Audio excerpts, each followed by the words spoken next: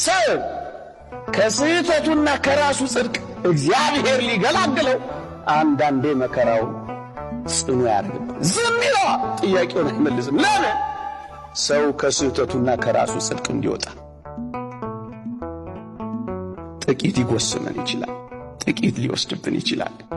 በራሳችን ጽድቅ ተመክተን እግዚአብሔርን እንዳንሰደው እንዳናመው ከእሱ እንዳንወጣ እግዚአብሔር ሊያጎርልብን ይችላል። እግዚአብሔር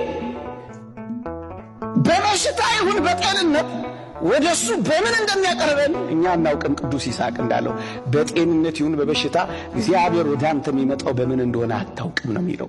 እያሳመመ ያቀርበን ይሆናል፣ እያጎደለ ያመጣን ይሆናል፣ ደጅ መጥኛ ያደርገው ይሆናል። ጉድለታችንን፣ ልጅ ማጣታችንን መጸለያ፣ ጉድለታችንን መለማመጫ፣ የሆነ ነገር መውደሎት እሱ ጋር መውደቂያ ሊያደርገው ይችላል።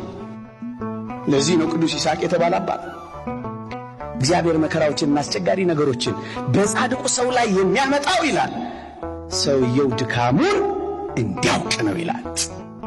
ድካማችንን እንድናውቅ ነው፣ ጠልቶን አይደለም። ድካማችንን እንድናውቅ ነው፣ ረስቶን አይደለም።